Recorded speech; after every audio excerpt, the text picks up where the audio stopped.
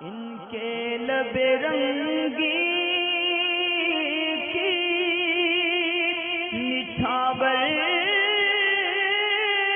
थी कि जिसने।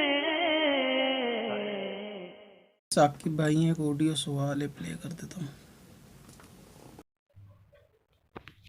अस्सलामुअलैकुम वरहमतुल्लाहि वबरकातुहू।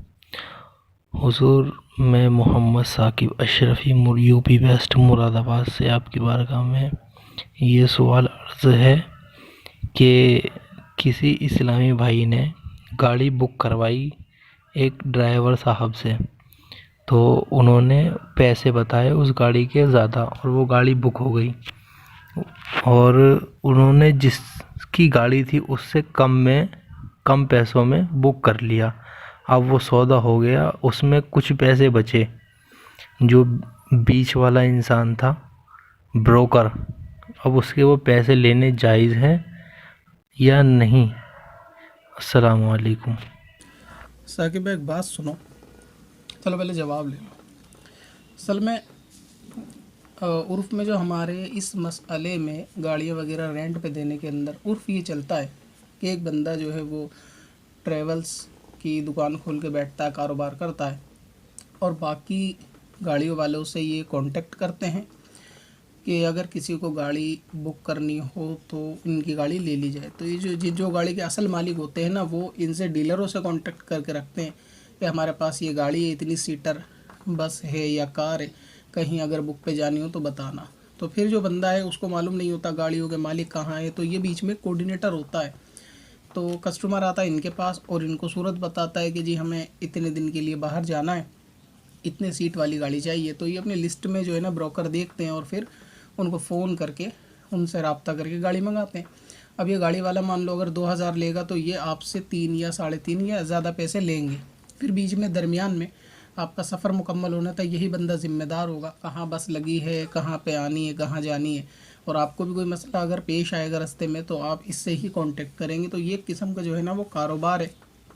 इसमें बस बुक करने वाला भी जानता है कि हाँ ये बीच में जो बंदा बैठा है दुकान पे ट्रैवल एजेंसी खोल के ये पैसे लेगा, और बस वाला भी जानता है कि जो मुझे पैसे देगा उसमें से ही अपना हिस्सा काट के लेगा। तो इस तरह का ये जो कारोबार होता है और ये बीच में ब्रोकर के ज़्यादा पैसे लेना, ये बिल्कुल दुरुस्त हैं। अब आपने देखा होगा जितने भी ये ब्रोकर होते हैं जो गाड़ी वगैरह कहीं लगाने ले जाने के लिए लगाते हैं, तो ये सब इनके मालिक नहीं होते, ये ख़ुद की गाड़ियाँ इनकी नहीं होती, तो ये बाहर की ही गाड़ियाँ होती हैं दूसरों की। तो अगर आपके साथ सूरत ये है कि जिस शख्स ने ये कहा था कि आप एक गाड़ी बुक करें, तो जिससे कहा गया था अगर उसका कारोबार यही था कि वो गाड़ियों वगैरह का ट्रैवल एजेंसी चलाता है, तो जाहिर है कि वो ज़्यादा पैसे ही बताएगा गाड़ी वाले से बात करके। यानी गाड़ी वाला अगर कहेगा कि मुझे 5000 रुपये चाहिए तो ये उसको ज़्यादा बताएगा, अपनी कमीशन उसमें जोड़ के बताएगा। तो अगर सूरत यही है आपकी, तो इस तरह से पैसा लेना ये बिल्कुल दुरुस्त है।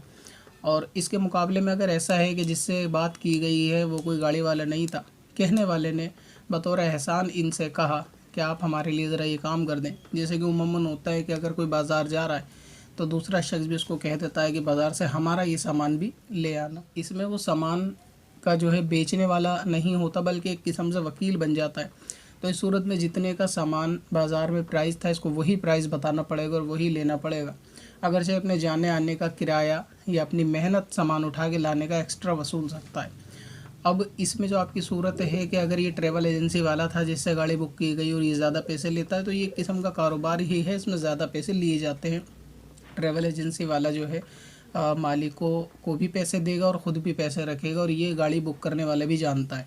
और अगर सूरत हाल ऐसी नहीं है, उसकी कोई एजेंसी भी नहीं थी, सिर्फ़ एक अपनेपन की वजह से इसने कह दिया आपको गाड़ी बुक करनी है, और इस शख्स ने पीछे गाड़ी वाले से बात करी और उसने 5000 बताया, इसने बैक में कह दिया कि 5500 में ये दे देना, मैं ये काम करवा दूँगा। तो यानी या 5500 रुपये बताए, तो इस तरह बीच में ये पैसे खाना इसके, जबकि इसे बतौर वकील पेश किया गया हो, तो ये दुरुस्त नहीं है। यानी उस तरह के उसने पैसे 5.5 बताए ही नहीं, तो ये से जो 5.5 बोले, क्योंकि ये इसमें ब्रोकरी वाला मसला नहीं है बल्कि एक वकील वाला मसला है कि इसको सिर्फ एक ज़िम्मेदार बनाया था कि आप हमारी तरफ से ये काम कर दो। इसको ऐसे समझे कि अगर फैक्ट्री के अंदर कोई शख्स काम कर रहा है और कोई मालिक ये कहता है कि बाज़ार से जाके एक पार्ले जी का बिस्कुट ले आओ, तो ये इसको जिम्मेदारी बना के भेजी कि ये काम आप कर देना। अब ये जाता है और 5 वाले बिस्कुट को बोलेगा ये 6 रुपये का है, तो ये इस तरह नहीं कर सकता क्योंकि ये दुकान वाला नहीं है, बल्कि ये एक इसका वकील है जिसको वही कीमत बतानी पड़ेगी जो इसने बताई है। तो आपके साथ अगर ये सूरत है कि जिससे बुक करा गया है वो एक बतौर हैसियत वकील था, तो उसको वही रकम लेनी होगी, देनी होगी या बतानी होगी जो पीछे गाड़ी वाले की, इससे ज़्यादा नहीं ले सकते। अच्छा, दूसरी बात ये है, साकिब अशरफ़ी साहब, मेरा नाम सिकंदर है, सिकंदर वारसी कहते हैं लोग, क्योंकि सवाल करने वाले जो है वो एज और उम्र में बड़े भी होते हैं। तो आप सीधा सवाल किया करें कि भाई सिकंदर, ये मेरा सवाल है, तेरे पास जवाब हो तो इसका जवाब दे दो, अगर नहीं हो तो फिर मैं मना कर दूंगा। तो इतना ही बस काफ़ी है कि नाम के साथ सवाल पूछ ले। अब ये हज़रत, हुजूर, आरगा, बारगा ये ना किया करें, ना सवाल में न लिखने, उसको मैं पहले से भी मना करता रहा। मसाले शरीयत किताब के सवाल आते थे उस वक्त भी मैंने मना किया। असल में बारगा होती है बड़े बड़े उलमा की, है ना, आलिम दीन की, हम ना पिद्दी का शोरबा, तो उन लोगों की होती है बारगाह, बड़े बड़े उलमा की, खानका वालों की। तो उनकी बारगाह में जाकर, सब मेरी बारगाह में आ जाओगे तो मैं किसकी बारगाह में जाऊंगा। तो इसलिए ये सारे अलकाबात अल्फाज इस्तेमाल ना करें तो बेहतर है, सीधा नाम लें और सवाल करें, इसमें कोई दिक्कत वाली बात नहीं है। बेतकल्लुफ़ होकर सवाल करें और किताबों से भी धोखा ना खाएं। ये डेमो वर्जन रखे हुए हैं, अभी मैं तो मतलब छोड़ ही चुका था यूट्यूब, मेरा इरादा भी नहीं है आने का, और अभी भी मेरा इतना कोई ख़ास इरादा या दिल नहीं है, जबरन लाके बिठाल दिया गया है, बस इतना है, मेरा मन नहीं था। अभी रिकॉर्डिंग ख़त्म होगी मैं फिर जाके खेल कूद में लग जाऊंगा। तो ये आरगा बारगा वाला सिस्टम भाई अपना नहीं है, ये बड़े बड़े उलमा का, अपनी कोई आरगा बारगा नहीं है, तो इसका आप ख्याल रखा करें। पत्थर में असल लाले पुरनवार